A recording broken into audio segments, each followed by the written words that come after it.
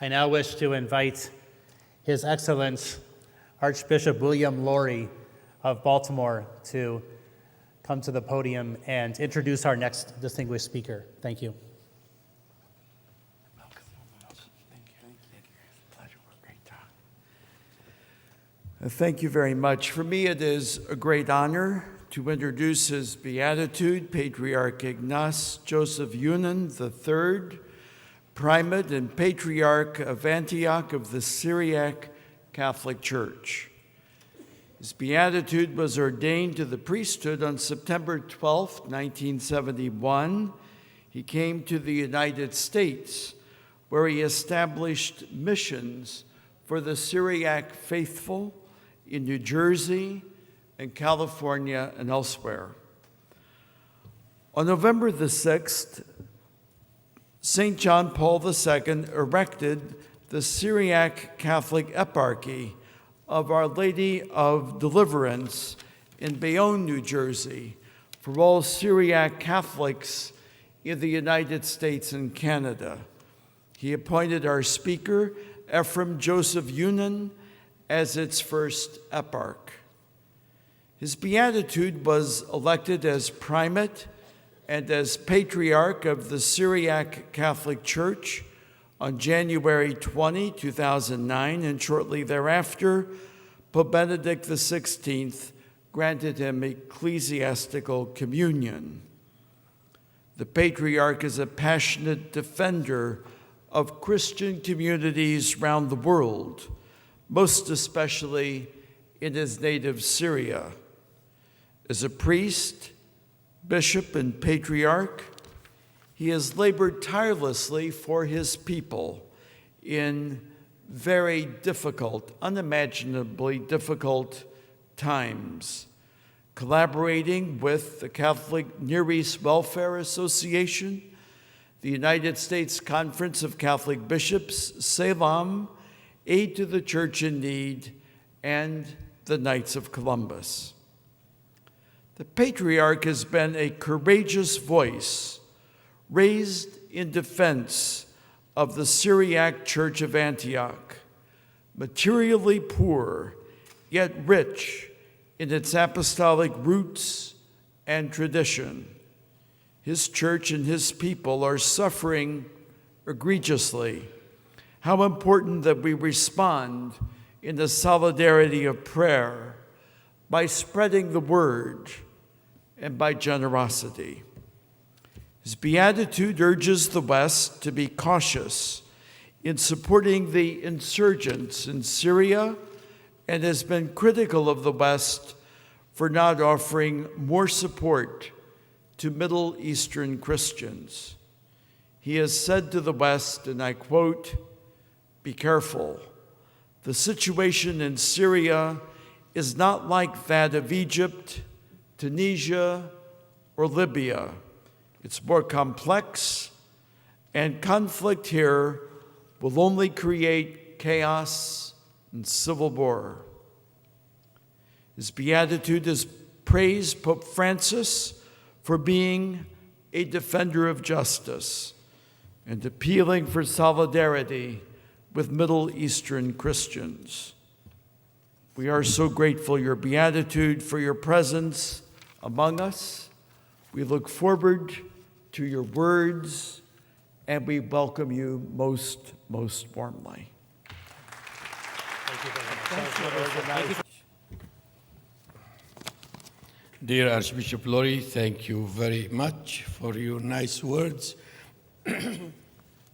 And I'm not deserving your praise, but since we are all working for the Christians persecuted Middle East and everywhere else, I thank you very much.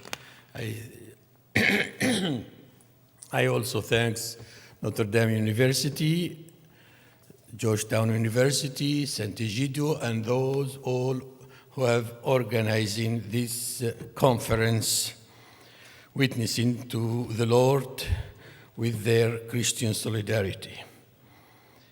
I beg you to please first forgive me if I am getting somehow too emotional when talking about the catastrophic situation of Christians in the Middle East, particularly our Syriac Catholic, Syriac Orthodox, Chaldeans, and Assyrian communities in Iraq and Syria. In Arabic, we have these words. There is quite difference between the one who is beaten by sticks and the one who calculates the sticks. I am with the charity, broken heart with my brothers and sisters, those Christians persecuted either in Africa, Asia, elsewhere. We always be with them in prayers and hope. However, the persecution we get through in Syria and Iraq has something different because it concerns our own survival. We are small apostolic churches, and we are very much threatened by the rising Islamic fundamentalism. The whole Middle East is without exception engulfed by a nightmare that seems to have no end and that undermine the very existence of Christians, those who belong to the apostolic times. You well know that history. We already heard about the horrendous results of that invasion. More than 4,000 of Americans. I am talking about the Allies' 2003 invasion of Iraq. They wanted to topple a despotic regime, as they used to say. They claimed victory.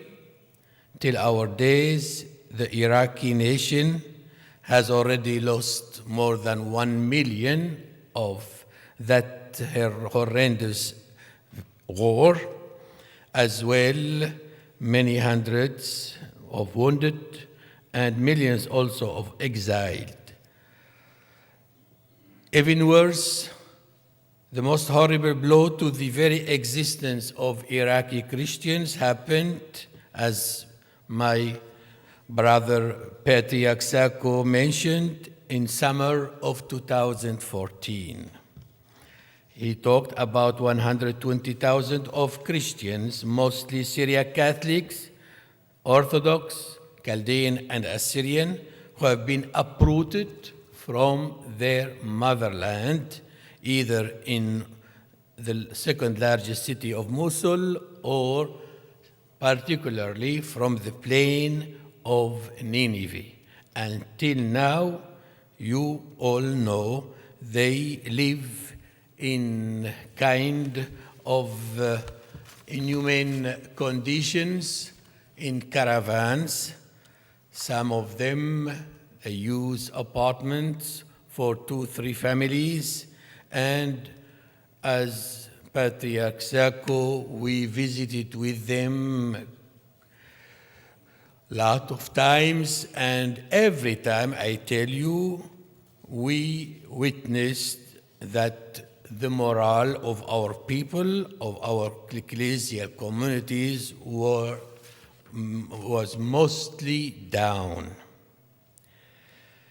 When we, the heads of churches, ought to warn Western politicians about the very sensitive socio-political situation, for instance, in Syria, that the panorama was so complex, we were accused of being siding with a dictatorial regime.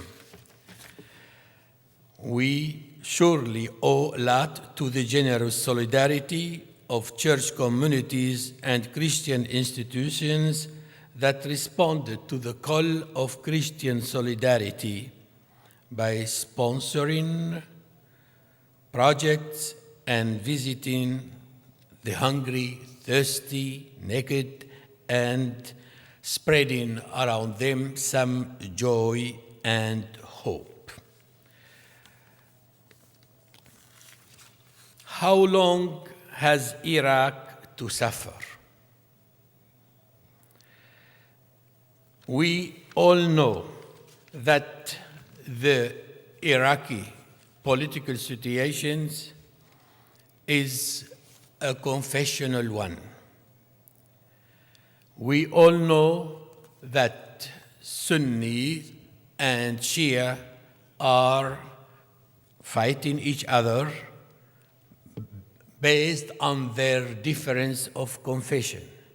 We also know that there is fighting, conflict between Arabs and Kurds in Iraq. And we ask ourselves for how long it has to last, that conflict. Mesopotamia was known to be a land of civilization. Iraqi people are all good. So where is the problem? I think we have to look at the problem outside the borders of Iraq. It's very sad to tell you that 60% of Iraqi Christians have already left their country since the 2003 invasion. They've been scattered around the world. For those remaining, having nowhere to go, try to manage to survive in fear and at the cost of their human dignity. They are subject of various kinds of oppression because a majority considers its religion the best and accuses de facto the remaining Christians to be what used to be called the fifth column, representing the interests of the Westerners. Syria, wrong reading. I would like to quote a phrase of Renaud Girard dans Le Figaro de février 2012, so 3.5 years. He said, les Occidentaux sont-ils bien conscients de l'enjeu réel de ce qui se passe en Syrie? I translate, are Westerners aware of the real issue of what is happening in Syria? The greatest concern we have, my friends, is the terrible situation happening now in Syria.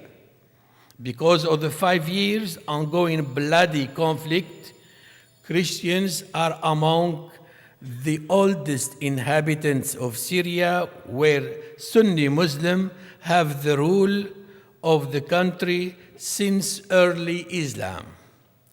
Christians do not consider themselves as a minority in Syria. They managed so far to stick to their ancestral land, defending their civil rights as they could.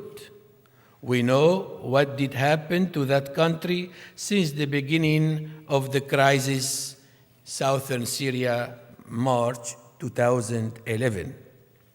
We, the patriarchs, church leaders, we kept saying loud that violence will quickly lead to chaos among the religious and ethnic components. Those economically greedy and interested in geopolitical issues have just shut their ears at the suffering of the Syrian people, accusing their government of all evil. They presented to export they pretended to export a kind of Western democracy to a region that always chose to rule people by the sword of a Caliph, Sultan, Caesars, by their political Islam. After Turkey, Lebanon, and Iraq, now it's Syria that knows the frightening exodus of its population, including Christians. The crisis began when, in March 2011, the country was rocked by a conflict triggered by opponents and rebels, mostly of Sunni majority, who initially pretended a peaceful change of a regime described, though, as dictatorial, but one of the most laicized in the region. Now it's common understanding that the Syrian population, well-rooted in ancient civilization like Mesopotamia and the Nile Valley, and known to be among the most moderate and laicized in the region, became ravaged by the most horrendous sectarian confessional war. Hundreds of thousands already killed, wounded, or kidnapped, millions of refugees displaced inside, in neighboring countries, or abroad. And we follow the news here in Europe. Because of the savage abuse of defenseless civilians, most of the remaining citizens got alienated and lost hope in a quick and concrete process of reconciliation leading to lasting peace. The chaos that led to civil war brought horrible destructions of a country known one of the safest in the region. The flow of migrants who risk death with their children with no other choice than to get in Western Europe clearly demonstrates that most of the Western politicians seem to ignore the real roots of that tragedy. They kept silent, or even worse, they still instigate for the prolongation of such an absurd domestic war in Syria out of their geopolitical opportunism, knowing in their heart that there is no cold, moderate opposition to fight and topple a legitimate government. Many Westerners of goodwill began to think their politicians had a wrong reading, but we still wait for them to declare these very heroically and publicly. When we, the heads of the churches, ought to warn Western politicians, the media described us as complicit with the ruling government. The Western media kept hammering the public opinion, not only in the West, but all over the world, that the inflicted war on Syria was a kind of an Arab Spring. And when confronting the expanding terrorism of political Islam and warning them, please be careful, the wolf is in the fold, we were commonly accused of being religiously and ethnically racist and discriminating. Yes, as we feared, the chaos spread all over in many areas, and we are unable till now to stop that confessional war, however, trying to help those people of goodwill to try to get reconciled, as it happened the 2 last days in a large section of Homs, central Syria, Hailwar, where there have been a kind of treaty agreement that the militias get to another spot and let civilians get free. What can the church do in this catastrophic situation where hundreds of thousands and everything and lost everything and became refugees in their homeland inside Iraq, Syria, and neighboring countries like Lebanon, Jordan, and Turkey, and crossing with great dangers, oceans, and seas? We surely have a lot to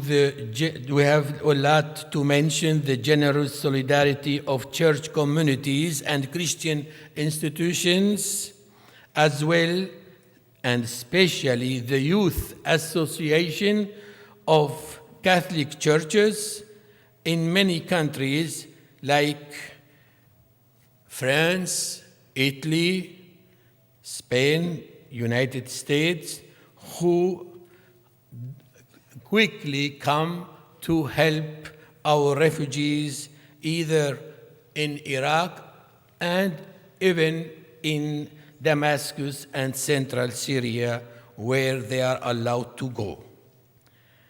We must be proud of the church's pastors and Christian organizations organizing or encouraging those institutions to come for help.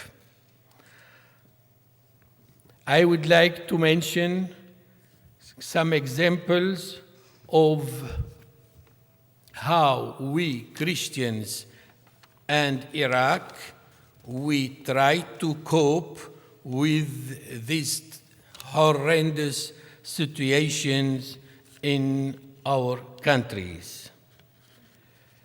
You heard surely, or at least some of you, of that little girl Miriam of Karakosh, Baghdad, the largest city of the plain of Nineveh, mostly where Syriac Catholics used to live with kind of freedom and in the most honest way, because they were well-educated, hard workers, and peaceful people. Miriam was interviewed by a journalist of TV 7, Star 7, and he asked her what she will do regarding the uprooting of her people, families from Karakosh into Kurdistan, Ain Kawa. She repeated at least 3 times, I pardon them because God is for all of us, but I want to get back to my home. When I was visiting the refugees of the plain of Nineveh, right after the exodus of hundreds of thousands of them, I was so impressed to see Yazidi families living in the same camp of Christians. They were taken care of. They were partaking food and clothes. But of course, as you know, many of them, they were afraid and concerned about their relatives and their members of their towns in plain of Nineveh, because they have been killed, raped, and abused of.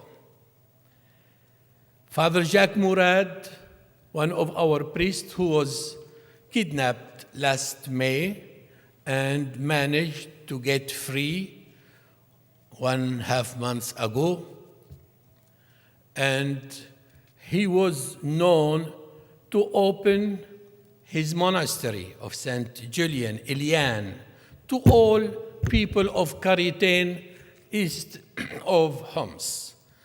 Of course, Karitain, still in the hands of Daesh, a city where 95% are Muslims, Sunni Muslims, and they used to get help at that monastery.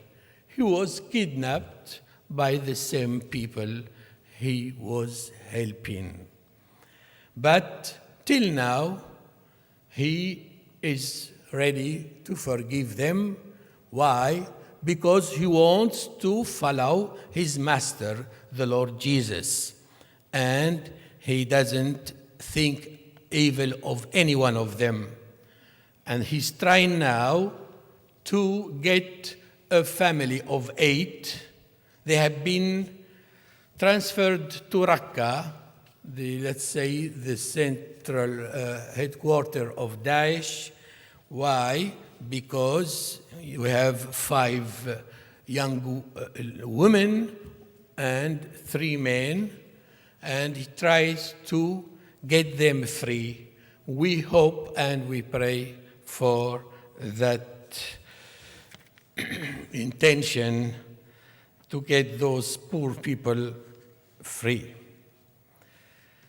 However, the example of a Christian charity and faithful witness to the Lord, as we try to live and courageously witness, because our ancestors, long the centuries,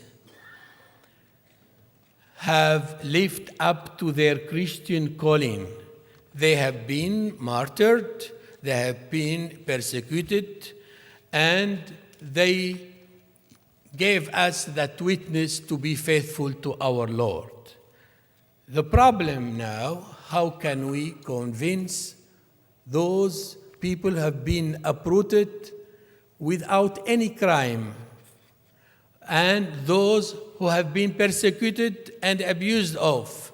Especially, how can we convince the young generation to stay and to stick to their land when they witness that horrible persecution of not only themselves, because some of them, they try to cope with that situation, but especially how could they give hope to their children?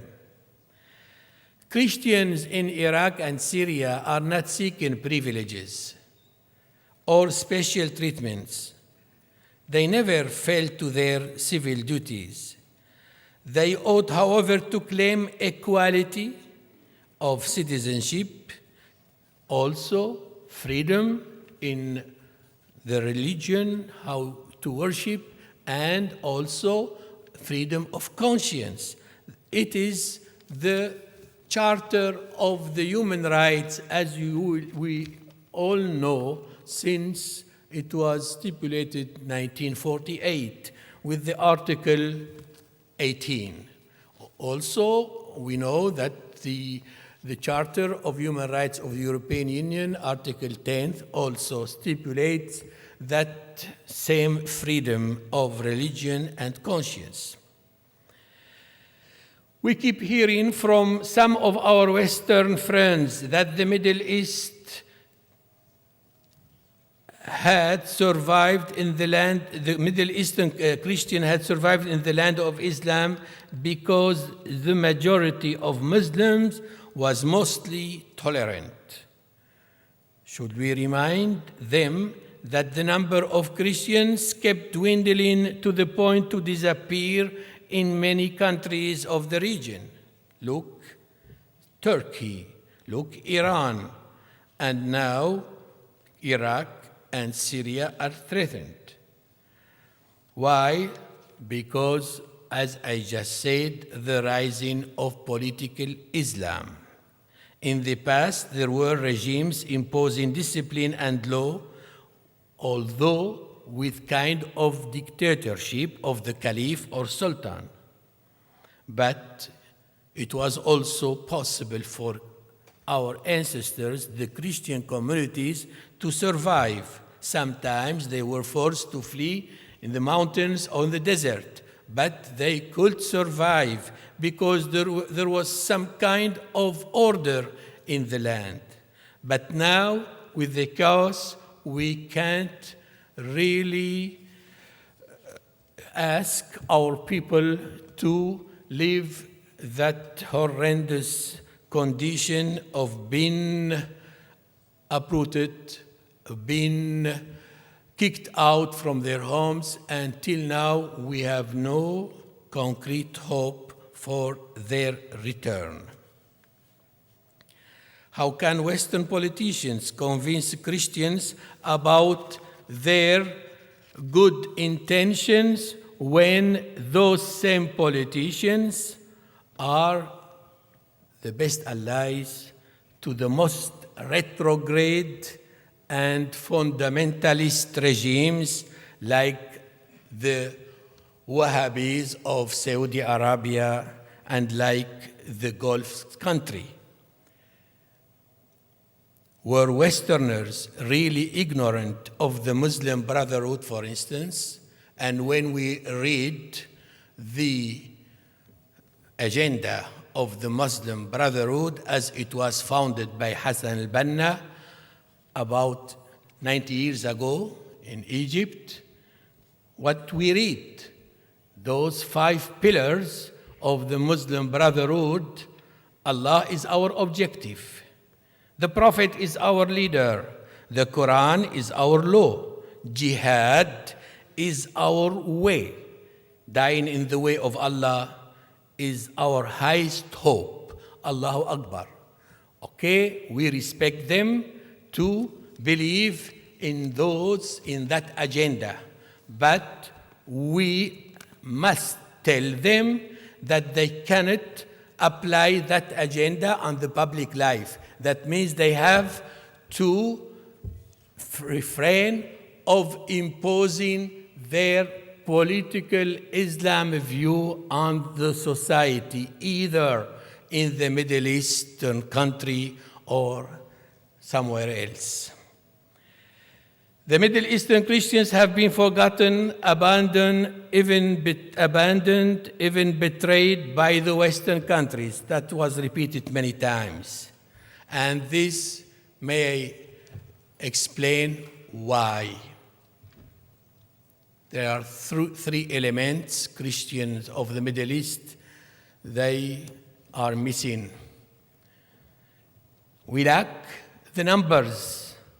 We don't have the Ummah, that means the Islamic nation, from far east to far west. We are poor people. Yes, we can say 90% of Middle Eastern Christians are literate. They were educated. They are hard workers. But we still relatively are poor because we have no oil. The third, we Christians of the Middle East refrain of terrorism that may, and it seems happening, threaten societies and nations. And therefore, we witness and we face that kind of indifference regarding Christians of the Middle East. We have been marginalized on the international scene. If any nation or organization would help, we should kneel. That means, have we the right to give up our human rights, our dignity, and to stay in our countries kneeling to those who want to impose on us their kind of religious, political Islam? However, we still hold confidence because of brothers and sisters like you who keep praying and trying to stand up to help us, to help their Christian sisters and brothers who try to resist to that horrendous persecution in the name of a religion. We thank our brothers and sisters of the States of America, of the European Union, of Russia, and all those of goodwill in Africa and Asia and in Latin America to try to help us. But what we need, not primarily humanitarian assistance. Yes, we have to be helping the hungry, thirsty, the naked, and welcome those who are forced to emigrate. However, we need you to stand up for the human rights of all, that we can still witness to our Christian vocation, calling in the Middle East, working for justice and truth in love, and being makers of peace. Thank you. Thank you, Youssef. Thank you. Thank you. Thank you.